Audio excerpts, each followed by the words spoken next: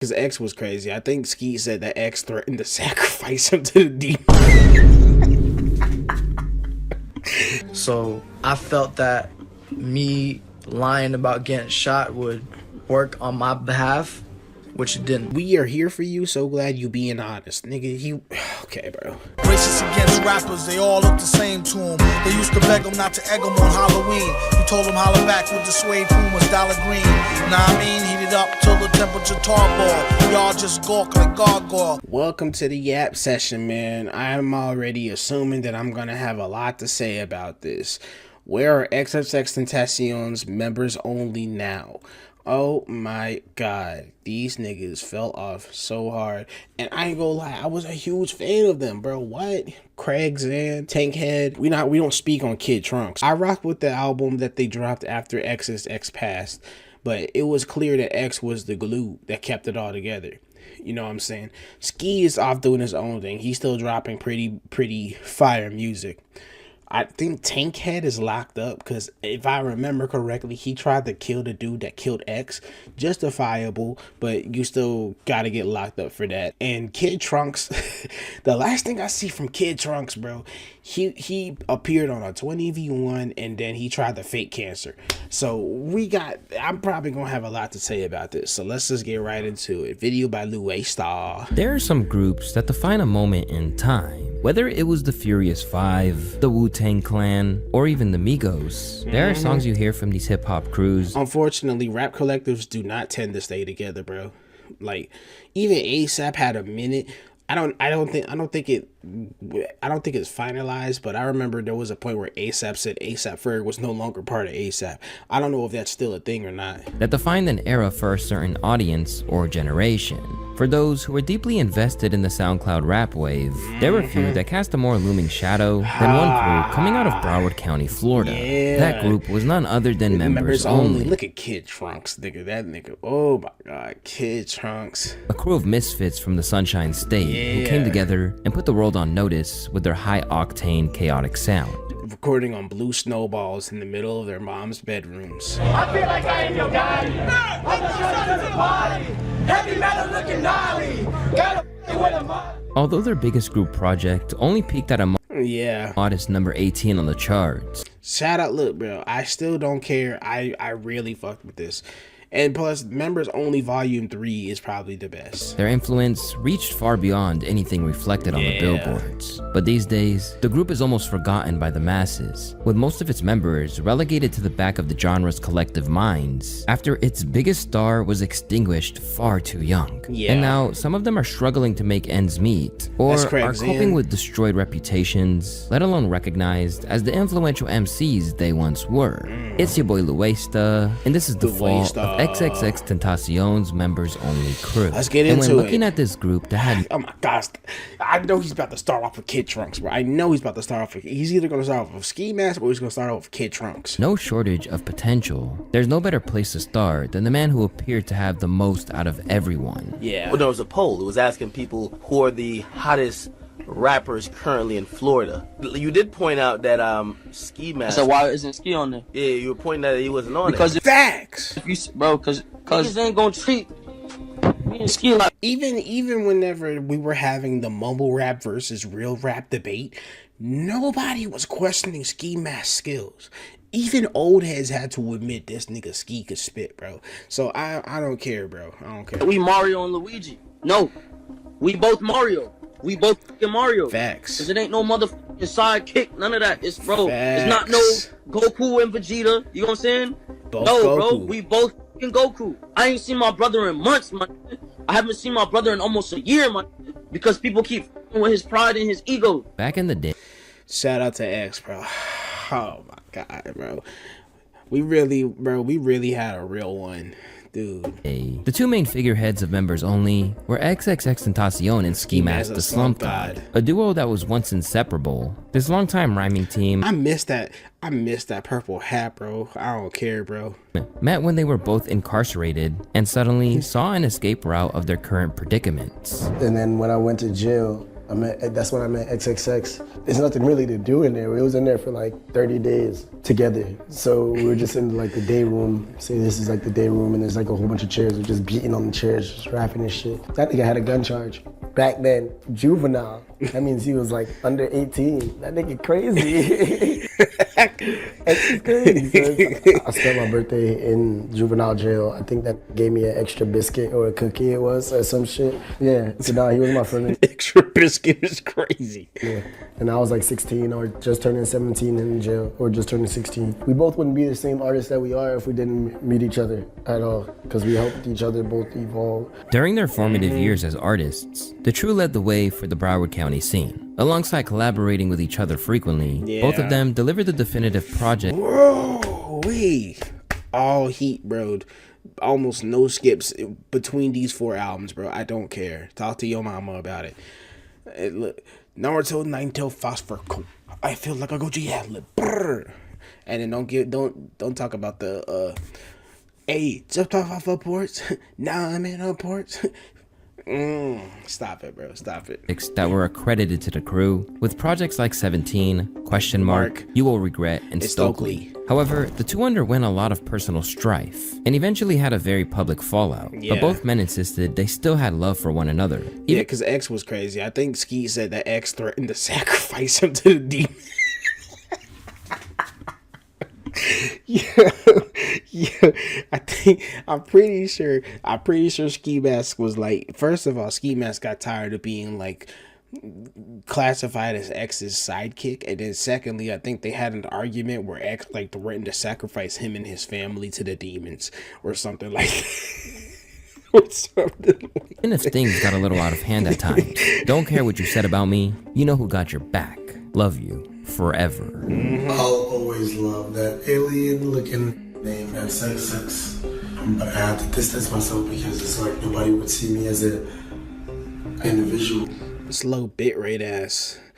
I remember seeing this exact story too, bro. Rapper, if I don't, on top of that nigga crazy as hell. When Ski was drawing a line under their friendship. I told you, bro. I told you. I told you. I was on top of all of this. X tried to use Ski's support as a bargaining chip and wanted his supporters to get the rapper back on his side if they wanted a new release. If you want me to make music, tell Ski Mask to be my friend again. He said in a deleted video, tell Ski Mask to be my friend again and I will make music. Tell him to be my friend again. At the time, his claims were largely ignored and Ski stayed on his own path. But he eventually relented and said that he wanted to be on X's tape. This time, X flipped the script when Ski tried to collaborate with him again and simply said no when asked about it by a fan. Ski was shocked, but ultimately didn't back down. Man, I wasn't saying anything about friendship, man. I was talking about making a... I'm gonna destroy all these rappers. None of them are friends to me. You don't give a fuck about me. They just want my energy. Oh my god, bro. Yo, X was a wild dude. These are the days that have me glued to the screen, bro. Over the last couple of months of X's life, they came to a truce of some kind. Yeah, they had just started being cool again before X lost his life. But when X was killed, it's fair to say that Ski was left devastated by his passing. I don't want to see the video, bro. I'm gonna be honest, bro. I'm not trying to see that video again. Peer and close friend Juice WRLD died. It felt like Ski's world was crumbling around him. I don't know, who's you guys' favorite cartoon character of all time? Damn. That's too hard. Bro, what? That's like hard. That's like Flapjack. Okay, yeah, bro. Chowder. It's like you could Chowder is valid, bro. You could go early 2000s. I'm telling you, man, if I was in the scene, these would be my homeboys, bro. You could go old shit like Flintstone shit. You could go so many different places. You know who I like? I like the banana character off of Rick and Morty. Mr. Poopy Butthole. Yeah, that was killing everybody. Yeah. As the news of Juice's passing broke, Ski tweeted out in horror, "He can't be gone. Yeah. They keep taking my brothers from me. At this point, take me too." Suddenly dealing with major trauma and like that, bro. I just can't imagine being Ski, bro. Like the fact that he's still like alive and still making pretty good music is crazy, bro. That's why I feel like we can't. I don't even think it's right to like comment on how he fell off or anything, because he didn't fall off on purpose. The nigga lost 2 of his best friends back to back. quick succession, the public went from being excited to hear what was forthcoming from Ski to simply hoping that his mental well-being was intact and that he wasn't self-medicating too much to numb the pain. But when he finally emerged, people weren't as engaged as they once were as the industry seemed to move on. On top of his comeback mixtape, Sin City shifting 17,000 first-week units, but it was still a pretty good mixtape in comparison to Stokely's 51,000 and number 6 position on the Billboards. Jesus. The misalignment of Ski Mask was made all too clear when it was revealed that his verse was replaced by the more widely known but far less revered Lil Dicky on Justin Bieber's latest record. Ski Mask was originally supposed to be on Running Over, and this Lil Dicky verse is absolute shit compared to what Ski did on it. LOL. Tweeted That's crazy. longtime friend DJ Scheme. See, I didn't know that. I don't listen to Justin Bieber. I didn't even know that. Following all that's happened to him, it wasn't exactly surprising that it took the best part of 6 years for another project to emerge. The resulting album peaked at number 55 and led to a world tour for Ski Mask, which he took fellow members only alumni Danny Towers and DJ Scheme along for. Later, he fed the fan base by reuniting with Cole Bennett for Catch Me Outside too. And that, I think right now, it's his biggest song to date. And while this raised his profile to levels that had been unforeseen for the past couple of years, it's fair to say that he's still not discussed as a potential megastar in the way he once was. But when it comes to I don't care, bro. Ski Mask's always one of my favorites. what's happened to the members only crew in recent years, not being seen as a future key. Oh, no, bro.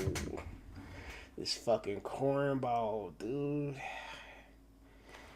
All right, let's talk about Kid Trunks, man. Kid Trunks is, like I said in the beginning, bro. This nigga, he was on 20 V1s and then faked having cancer, bro. I don't know what he did after faking having cancer. Of the genre is nothing compared to the level of career mismanagement some of the others have faced. A prime example of this is none other than Kid Trunks. I can't even remember. I know Kid Trunks was on an X song. What song was he on? I can't remember. It's been a minute. Oh, I gotta look this up. It's gonna bother me. 777. Yeah. This was actually like this was actually fire too. Yeah, 777, they slid on that hoe, I'm not gonna lie. But I can't, what was Kid Trunks? I can't remember a single song by Kid Trunks. They stay away from the fake. Ice up on my neck and look like I just swim the date. I just told that bitch to give me face, get Okay, yeah. A man whose once prosperous career disappeared in a wave of deception. I'll never forget that boy live about having cancer for some clout. That's what I'm saying. And oh yeah, and he lied about getting shot. Public disgusted by him. Trunks had been rhyming since the age of 15, but like many others of the MO crew, his breakthrough came when he first crossed paths with Jose Onfroy, better known to the world as XXXTentacion. So how'd you meet X? Or why did you graduate? Or why'd you drop out first? You just hated it that much? I'll keep it blood raw. X told me to drop out. Like, he forced me to drop out. Like, I swear. Wow. Okay. Yeah. So how'd you meet him? Well, I met him when I was like 14 or 15. I had a best friend back then in high school. Her name was Cynthia, and I would just usually be at her crib and shit, just vibing because we was friends. Then she told me one day, she was like, "Yo, I got a man. You can't really like come over that much." And I was like, "All right, bet, but you got to introduce me to him because you feel me? We best friends and shit." So, my current manager, X's old manager, Absent Will, he had dropped him off at Cynthia's house that day, and that's where I met him. His manager, damn. But at first we didn't like get along because he wasn't a really friendly person. Despite yeah, hell no, I can see that. I can see X like, yeah. Reservations from both men over these are members only is the only crew where I'm willingly parasocial about. Where they could get along, the two formed a bond, and before long, Trunks was the newest addition. I know there was a story about like X was helping him from bullies. To the crew that was so vital to his early buzz as an artist. Honestly, we wasn't even talking about me being in members only. Okay. I was just around, you know, like supporting him, like being at the shows, turning up, like promoting his music. And then one day I woke up, he tweets, he was like, "Welcome to members only, men." and that's when he put me members only. Wow, really? Yeah. That's dope. Yeah, we didn't even talk about me being in the group or anything. That's official. It's crazy. From the outset, He got the same nose tattoos that X got. Trunks thought that he was destined for greatness. But while self-belief is good in certain doses, he had a habit of calling himself one of the greatest long before he'd actually proven it. Yeah, that nigga. Yes, I am the best Asian rapper alive. Now, see, You can't be saying that to 99 viewers, bro. Unsurprisingly, this got him quite a whole lot of backlash from the public, who felt like he hadn't earned anything near this. As a 14-year-old, we don't accept him. Okay, bro. And in the morning, like, I was like, you know what? I felt like just labeling myself the greatest Asian rapper alive. So I posted on my story, I'm like, hey man, like, I don't care who don't think so, but I'm the greatest Asian rapper alive. You feel me? Point blank, period. And then 2 days later, I wake up, academics posted me on the story. Oh, and asked if people agreed. Okay. Yeah, and that shit went viral. So I had so many people hit me up like, and honestly, I didn't really stress it that much. So even if you got a lot of hate from it, though, was that worth it in that it got a lot more people talking about you? It was worth it because at the end of the day, everyone as an artist and as a man should feel like they're the greatest. You feel me? Although it was seen, you gotta have that type of, like, you gotta be your biggest fan, bro, because nobody else is gonna be your biggest fan. As cringe by some, it didn't halt his progress. And the peak of his success arrived in the form of the 2018 track IDK. Later, a few tracks from the posthumous release, Members Only Volume 3, helped keep his name alive in the mix. Yeah. But after all 777, the chatter around him started to wind down, Trunks took a major gamble to try and give his brand another boost in a very unconventional sense. Here this nigga go, bro. Don't forget, people, every time people talk about this, nobody talks about the fact that Trunks was randomly appearing on 20v1s, bro. In case you didn't know, Kid Trunks became infamous for when he attempted to revive his momentum by claiming that he'd suffered a series of unfortunate circumstances. Oh my God. In quick succession, he revealed that he'd been shot, and shortly afterwards, he claimed to have lung cancer. Yeah, this nigga was so... After he sought what could only be seen as a sympathy vote, Kid Trunks did receive a small win in the form of a Fashion Nova deal. The rapper Kid Trunk... Kid Trunk. I didn't even say it right. The rapper Kid Trunk introduced the fashion industry with Horenzo. But while this briefly boosted his profile, Trunks soon realized that he had in fact gone too far, and in a lengthy apology, he described the whole cocktail of circumstances that led to his decision to deceive the public. My career was going down, like I feel like I wasn't getting as We know you was lying about the gunshot, fool. What about the cancer? much love as I used to be, and like, you know, get popped with a COVID mask. They say clout is a hell of a drug, but drug is... I thought, yeah, okay, here we go. Hey Daddy is crazy, bro. Yeah, I'm not letting you slide by that. Scream me to God. Yeah, the whole thing was he did go to the hospital, but it's because he fell in the airport. he took a hard fall in the airport, and then I guess to give himself some clout and to also like, because he was embarrassed about the fact that he was in the hospital because he fell down too hard, he pretended like he got shot when one of his closest homies got killed by a gunshot. So he lied about getting shot, and that's why like I can't look at this nigga serious. And then he lied about cancer after that. After lying about getting shot, he lied about cancer. So yeah, I can't take this nigga serious. It's a hell of a drug. You know what I'm saying? And I'm not gonna let him skip over the fact that Kid Trunks was hopping on 20v1s. That's how desperate this man was for clout. The funniest part is that on the 20v1s, nobody knew who he was. I remember there was a video of him being in a 20v1 or, you know, one of those blind dating shows. And he was like feeding over the big girl, you know? And we love big girls over here too, but you know what I'm saying? So I felt that me lying about getting shot would work on my behalf, which it didn't. And honestly, that would... We are here for you. So glad you being honest. Nigga, okay, bro. Work on my behalf, which it didn't. And honestly, that was probably the stupidest thing I've ever done. About the cancerous shit, I don't have lung cancer. I have a cancerous abscess growing in my chest and in the back of my brain. You know what I'm saying? But I do not have lung cancer. Neither do I have that bullshit pneumonia cancer that I was lying about. I was just off the drugs. I got my phone at the wrong time, and bro, you guys... This nigga starts talking about the drugs made me lie. All right, bro. You don't have to believe me if you don't want to. You see how the live number is also dropping too now that he admitted to lying about. Oh. I've been capping a lot due to just me overdoing myself, and like I'm saying, I'm not trying to make no excuses up for myself. I'm not trying to seek any sympathy right now. I am going through it a lot mentally, spiritually, physically, and I'll just be real with y'all. Like, I apologize for lying about getting shot. I apologize for lying about having lung cancer, and I also apologize for just making my friends, my family, and my fans look bad. You know what I'm saying? All right, nigga. And yeah, bro, like, I just really want to apologize from the bottom of my heart. After doing that, it's fair to say that Kid Trunks became a pariah. Because while some things can be excused when you're desperate to hold on to fame, lying about cancer and then faking being shot after your big homie died to a gunshot is crazy. faking an illness when real families are suffering isn't one of them. No. And now his attempts to make amends have completely fallen on deaf ears. But somehow, he still seems to think this is in any way salvageable. Recently, his management offered an olive branch to the public and tried to capitalize on his connection to the late ex to kickstart his career by posting the following message on his old friend's dedicated subreddit. Happy New Year, XXXTentacion family. We hope everyone had an amazing holiday season this is new to me. Filled with love, reflection, and positivity. As we step into 2025, we want to start fresh by addressing some important matters with honesty and sincerity.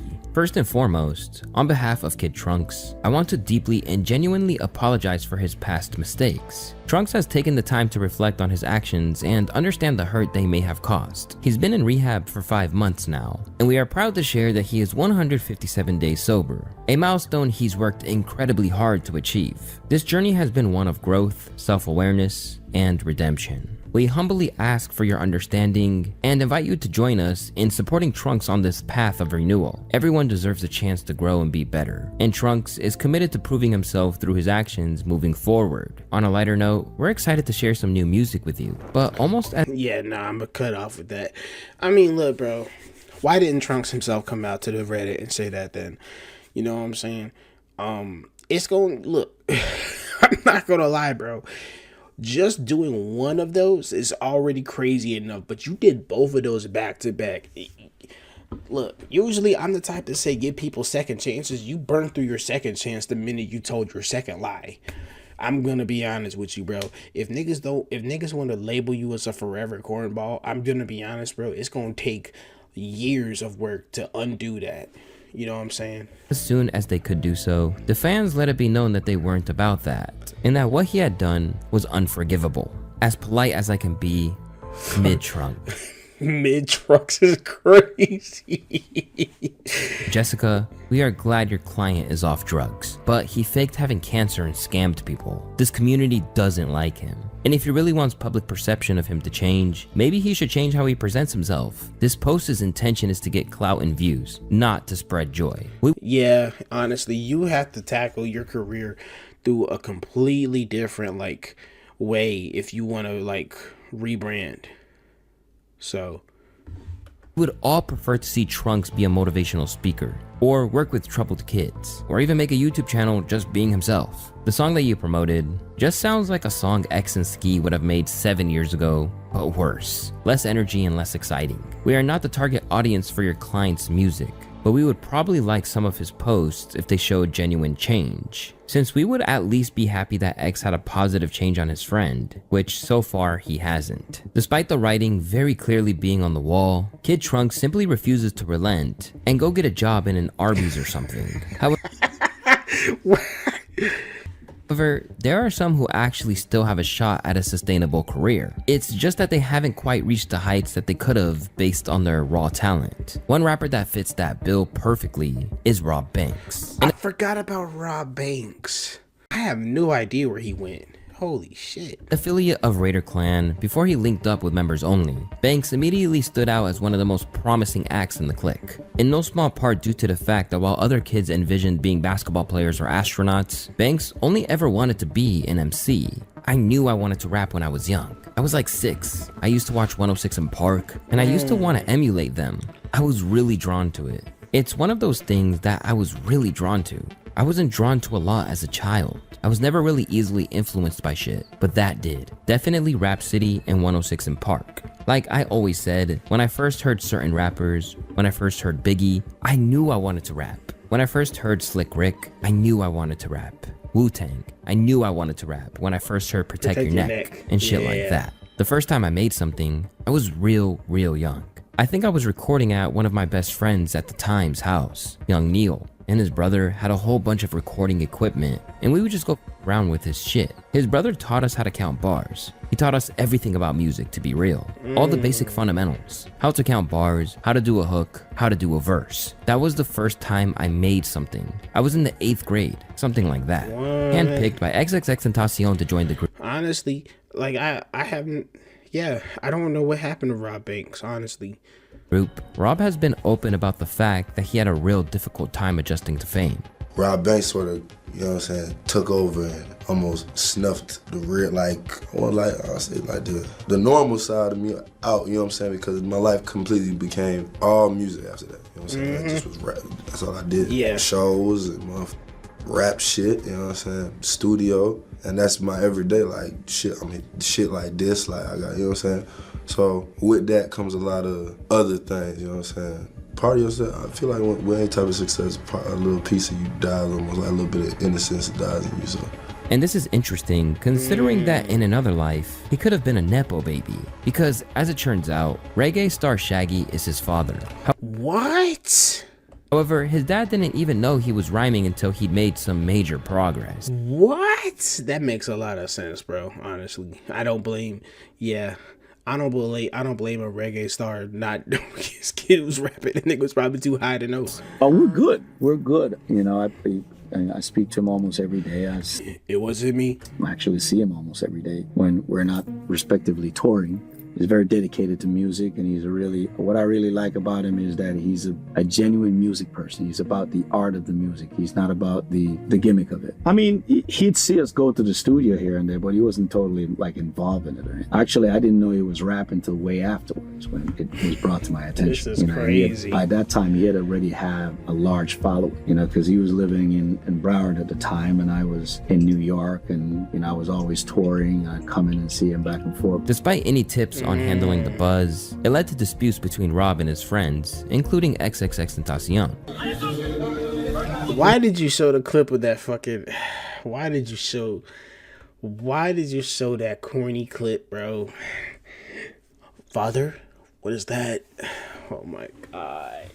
It was a different time. I'd come in and see him back and forth. Despite any tips on handling the buzz, it led to disputes between Rob and his friends, including... Why'd you have to show this corny ass? Oh my God, bro. XXXTentacion.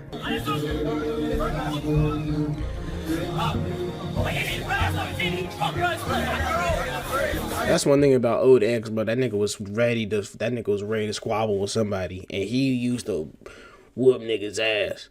Like, I think one of his mixtape covers was him taking a hot pic next to somebody he just whooped.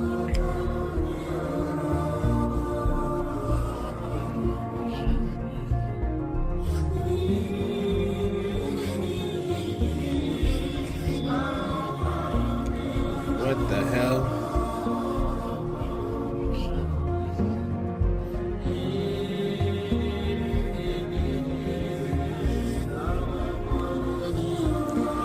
How do y'all niggas have Canon cameras and this footage still came out pixelated and blurry? You got those HD cameras in this mug, and this footage still came out blurry as hell, bro.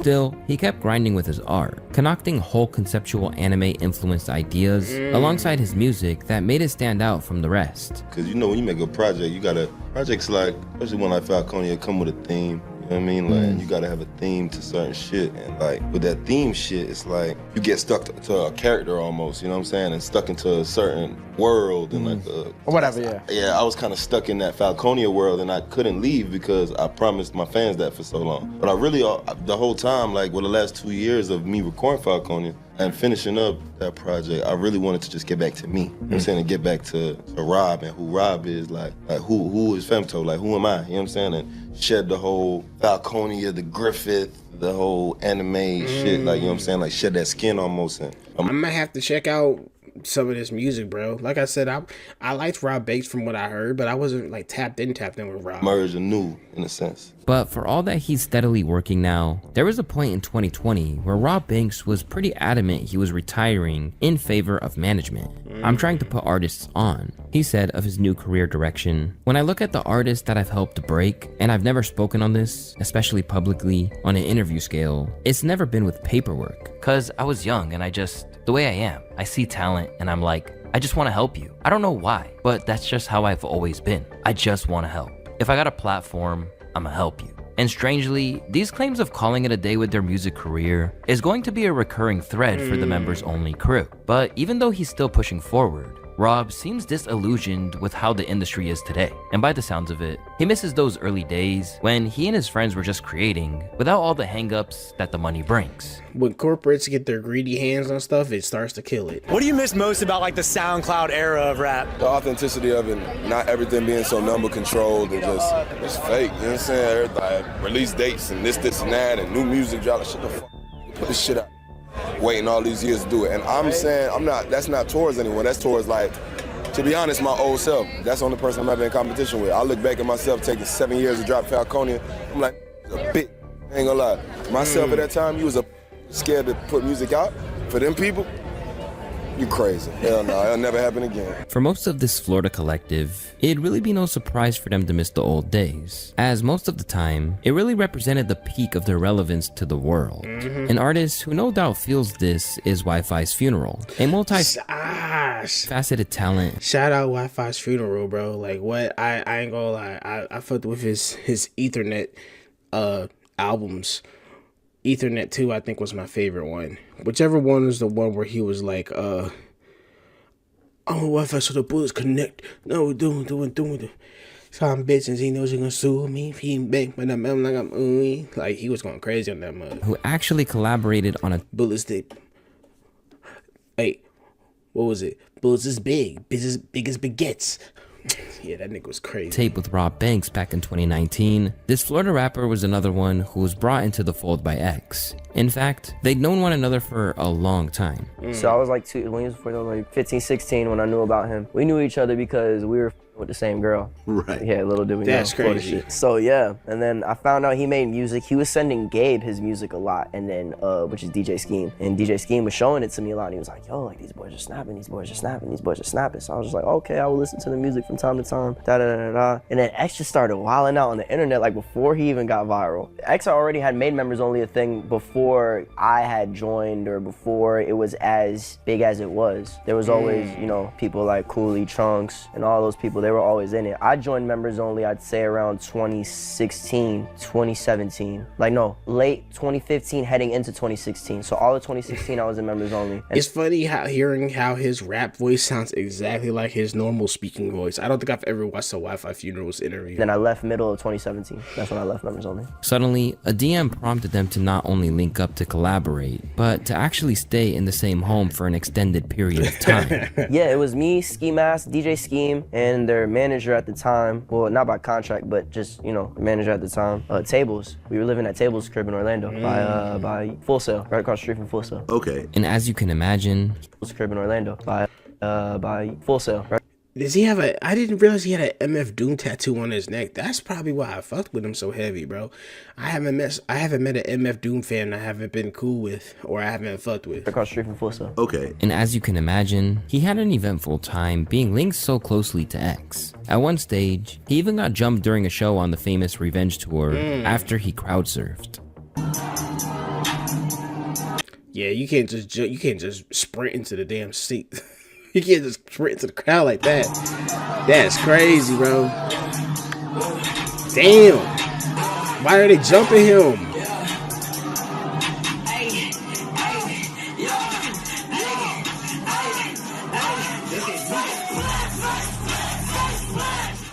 But as most why did they start beating his ass? rappers would, Wi-Fi downplayed it like it wasn't a big deal. I don't know. I genuinely don't even care. Yo, to be real with you, I'm so glad that shit happened. That shit changed my life. Because you went viral. Not even that I went viral. It was like, it gave everybody a reason to like have my name in their mouth. But then when they listened to my music, they were like, wait, let me kind of take back a little bit like what I said. Like, Wi-Fi does make good music, but that was kind of cold, bro. Them niggas just start beating your ass, bro. I don't know. There's not really a way you can like reframe that, bro.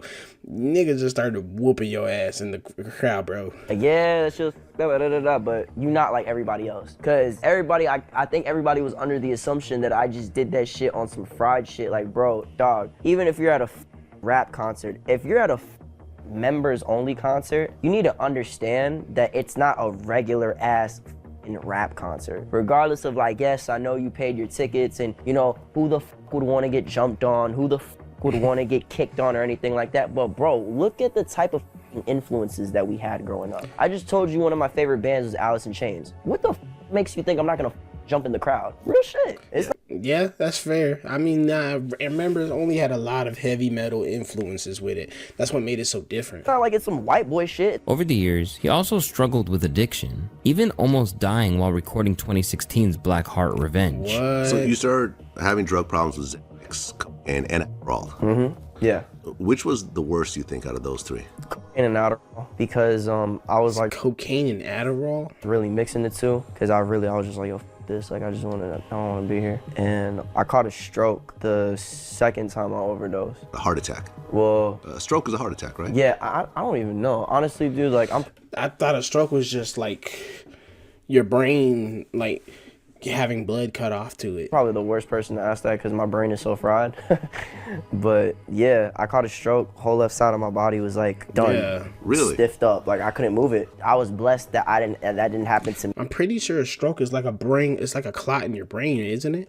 Something like that, right? But I definitely felt locked. Like face stiff. This whole left side of my body was literally completely stiff. I couldn't move it. I was freaking out so bad. I was literally like wobbling. I could only move on my right leg. On another occasion, he took his ex-girlfriend's codeine pills and ingested so many that his face went numb. But despite these odds, there was certainly success to be found in his career. Signed to Alamo and Interscope, the rapper's Ethernet project put him on the I told you, bro, that Ethernet was going crazy, bro. Map to the point that he was awarded a position in the 2018 XXL freshman class. But as time went on, he felt that he was outgrowing the structure provided by members only and set out to leave the group behind.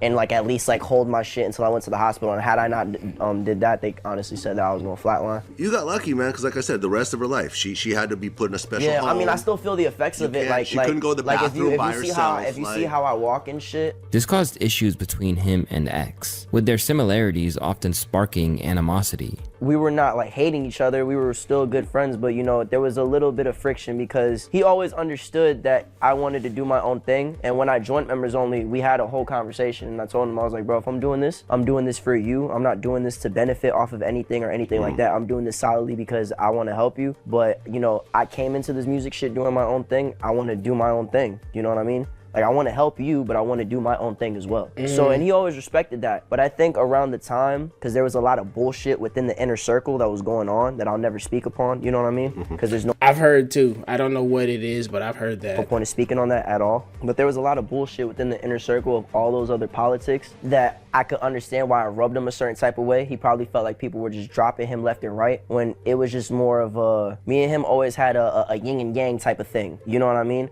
Where it was like we were the exact same person, two completely different views though. Down the line, it led to others like Kid Trunks disputing if he was ever truly affiliated, even if some of those around him gave a look to suggest that he was once again capping. Wi-Fi's funeral at some point was a part of the collective, right? Am I tripping? No. He wasn't. You can't take a word Kid Trunks says serious, bro. Okay. He was just a part. Nah, he wasn't a part of Members Only, but he was around. He was around a lot, right? Yeah. But Ski Man. This nigga just talked about how he didn't even know he was gonna be part of Members Only. He was just around a lot. That was right. Yeah, most definitely. Okay, Most for definitely. sure. And are you guys all out of Broward County, right? Broward County, Florida, 954. While he always had love for the crew, even after he left, Wi-Fi claimed it was them who were ultimately sparking a needless rift. And them boys be like acting like I'm not in members only. Like they just did an interview with Bootleg Kevin, said that I wasn't in members only. So it's like, you know what I'm saying? Like, I was just like, right. okay, cool. I know everybody knows what the truth is. The fans know what the truth is. So it's like, I don't. Yeah, like what the fuck? Understand why that would even be brought up. Right. Anybody that's really been neck They deep, know the truth. They know I was in members only too. So the fact that they would even come out and say that, Why did Bootleg Kev even ask that? Some of these interviewers don't be doing no type of research, bro. I think those situations. It is what it is. Yeah, it is, bro. It's the music industry, and it just shows me like what it makes out of people. Amid these struggles, his debut album Pain surfaced in 2020, but failed to crack the top 200. Along the way, he joined the club of his former crew members, who claimed they were bowing out by posting on Twitter that, "I don't really know how to put this into words or actually explain this the best way possible, but I'm officially retiring from rapping. Thank you all so much, and I love you. Until we meet again." But he essentially never stopped dropping, addressing the post later and suggesting it was a misunderstanding. And he was like, I personally feel like within rap music, you've done everything that you can do. You know what I mean? You've made XXL, you trended on YouTube solidly off of a fucking freestyle. You know what I mean? Like no beat in the background or nothing, you just rapping. Like people kind of know already that you could rap. And after a while, I just thought about it and I was just like, well, what the else do I have like more to bring to the table other than that? I know I can bring more, but it was like, what else in rap music specifically? Like, do I have to bring to the table? And according to him, a lot of people that wrote him off came out of the woodwork after he claimed to be done with the rap game. The only time they really want to give you your type of respects due is when they feel is these three things. They got to feel like you out for the count. They got to either feel like, you're giving up or you're retiring, quote unquote, or you got to be dead. Some sort of tragedy, pretty much. Something has to happen. Yes. Nipsey Hussle's discography saw an increase in sales. Yeah. Happen to you to where people feel specific pity for you and be like, damn, like. As for members only, he says he remains completely estranged from the rest of the group. As far as members that don't surprise me. Only like I got no hate in my heart towards them boys, or no bitterness in my heart towar's them boys, but I don't have any type of relationship with members only, like at all. I've been out of members only 17, 18, 19, almost 4 years now. I've been out of members only. Yeah, it's long time. So although his days with the crew are a distant memory, he's still dropping EPs and mixtapes. The only problem is that no one is particularly engaging with it. Since then, he's done what most rappers with leftover buzz and a decent online following end up doing. No, bro. No selling features on your Instagram stories. No Wi-Fi. No. Selling features for cheap just to stay afloat. Where Wi-Fi's funeral didn't stick to his retirement whatsoever, one former close confidant of XXXTentacion's, who did for a little while, was Craig Zen. The nephew of Dirty South legend DJ Crew, Craig essentially became a musician because he didn't want to do anything else, and was encouraged by his father's side of the family to pursue it. Yeah, they definitely support me. Craig got a strong ass jaw too. And they saw that as a I'm sorry, I just gotta say it. positive outlet, and they saw that I had the talent, so they wanted to help me hone in on my craft and develop that. So when we look at the songs that are on your SoundCloud, are those actually a product of them like helping you out with that kind of stuff, or is this mostly you on your own? In the beginning, I rap with my cousin. So like if you go back to my very first few songs, his name's K Rillo. So there's like probably 4 or 5 songs I had with him. Right. And I got a song with my uncle or two. Okay. But I kind of wanted to venture out and start doing my own thing. Right. And so because you have a totally different style than what I would assume they're probably into. Absolutely. Yeah. And so that's kind of where we started having differences, because I would play a beat and I'd be like, hey, this shit is hard. Right. And then they wouldn't really. Hi, my name is Tami, and I would like to give you a few reasons why you should consider dating a young Asian lady. We feel it, where we started having different. I'm gonna act like I didn't see that commercial. It's because I would play a beat and I'd be like, hey, this shit is hard. Right. And then they wouldn't really feel it. Along the way, he performed with X on the Revenge Tour, made some major waves on the joint projects with the crew, and got some high praise from the scene for projects like Resilient. Yeah. But after the death of XXXTentacion, he left members only behind. I appreciate y'all. Run It Back is at like 5.1 million. Yeah, Run It Back. I remember that.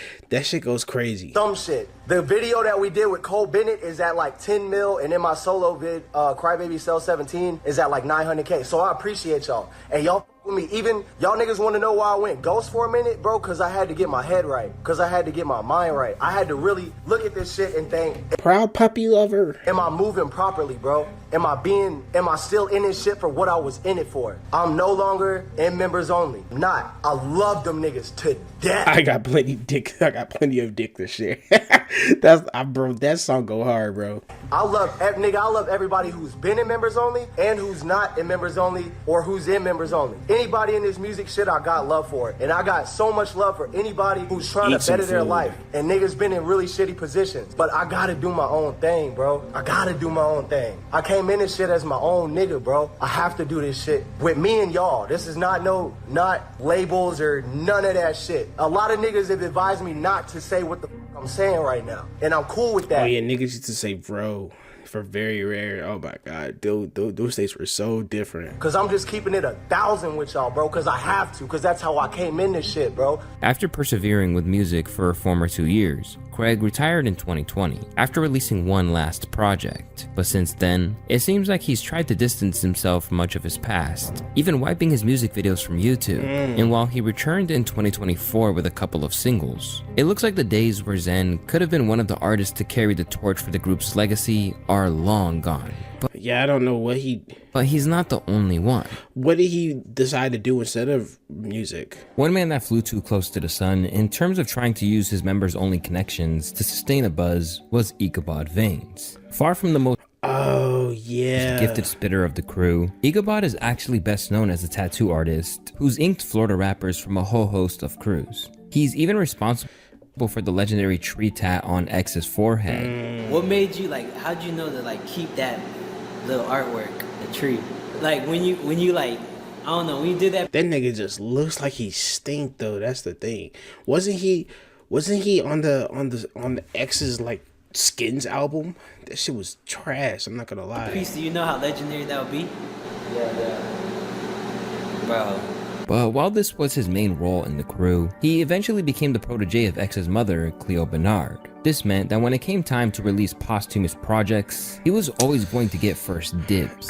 Oh my god. However, this wasn't a positive career move, as the backlash from his feature on the track Glass Shards and Chase. Glass Shards, the last track X ever worked on before getting shot, being promoted via the deceased rapper's IG as the account went live basically sunk him. In fact, out of all the tracks released after X's death, none of them have been as contentious as this one. Stop ruining this man's legacy. Let him rest in peace. Yeah, cause that Glass Shards and Chase shit was trash, bro. Honestly, I want to say this to X's team. Stop ruining your artist's vision and dude. Cleopatra needed to sit the fuck down, bro, cause she was greenlighting too much. The whole team was greenlighting too much. Look at this, bro. Look at this. Bad Vibes Forever should have been the last one. 17 Revenge ? Skins trash. Bad Vibes Forever didn't even have that much. Look at Me, the album. The only good thing that they've done so far, X's team has done, is re-release his old YouTube exclusive tracks onto Spotify and stuff. I Watched Him Drown, I Got Plenty Dick to Share, Willy Wonka Was a Child Murderer, but dude. Discography, something that he worked very hard for. You've already ruined other projects. Stop adding features that don't make any sense. But clearly, you don't care about that. The dude's part isn't bad. He's good, but this doesn't look very good for him. The way X's fanbase perceives it, it's Cleo trying to get her new artist more clout, and that's about it. Not giving a damn about X's vision. I didn't even know Ichabod was Cleo's protege. I didn't even know that. And sure enough, they were right. As these days, Ichabod's tracks are barely even breaking 2K views in the span of months. Generally, this sense that their career is going nowhere is pretty much the case for most of the members only crew. Alongside X, members like Tables and Cade have died from issues ranging from accidental overdoses to heart conditions. But alongside these tragic tales, there are a few of them who've wound up in jail too. For example, we have Kid Pronto, who was predominantly known for being the kid with a blunt in his nose. What? On the Look at Me single. Okay, I don't know nothing about this. He's in jail? Cover. And now he has found himself serving numerous stints in prison. After evading it in the past for an incident where he attacked his brother, Pronto got a hefty sentence for stabbing another teenager over a dispute about a girl. Stabbing over a girl is crazy. His son was just pulling him off of the girl he was strangling, and he didn't know the boy had a knife in his pocket. My son got hit in his aorta and his femoral artery, and was left there to die, and he was taunted by this man. As the kid wound up narrowly avoiding death, Kid Pronto, real name Zachary Stoddard, was sentenced to 10 years in prison. You're stupid as hell. Now, his IG is almost inactive, except for pictures of him posing in his prison uniform with captions about the pearls of the street life. Another man who was previously close to X, Tankhead, and now finds himself in a cramped cell is Tankhead 666. Yeah, didn't he try to murder the guy who killed X, or am I misremembering it? In any image of X, where he's flanked by what looks to be security, Tankhead is the man you're looking at. But while he's often misconstrued, I remember watching that fight video, as just another employee of X's, the truth was that it was a deeply personal bond. I wouldn't say security because I wasn't getting paid to be a security. It was more like I wanted to be there. Like I was making more doing my thing on the street hustling than, you feel me, being there with him. But I was just so up about him, and like damn, he's really a good kid, and he really wants to help people in the world and help people elevate and persevere. Right. So that's why I really gravitated to him and was with him. Like I really cared about him. You feel me? Well, you said that you had to protect X at all costs. Yeah, I would have died about him. Yeah, everybody know that. For physical evidence of that, look no further than when he drove off of a balcony at a show straight after X to keep him safe.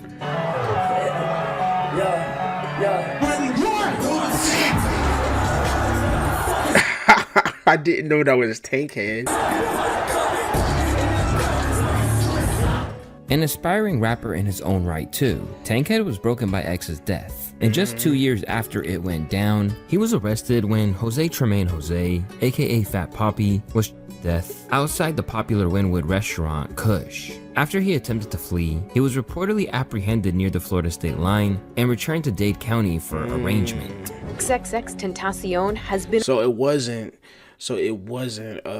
his murderer, it was just some another dude arrested in connection with a deadly shooting in Miami. Linwood Walker III, who goes by Tankhead 666, was affiliated with XXX's members-only music collective. Reports say Walker was arrested Monday in Ohio, where he allegedly fled after an incident resulted in the death of 28-year-old Jose. Jose was a father of 3 and a former football player for the University of Central Florida. Wow. Also a rapper. He went by the name Fat Poppy Escobar. Although he has yet to be taken to trial, Tankhead's online post He hasn't been taken to trial yet?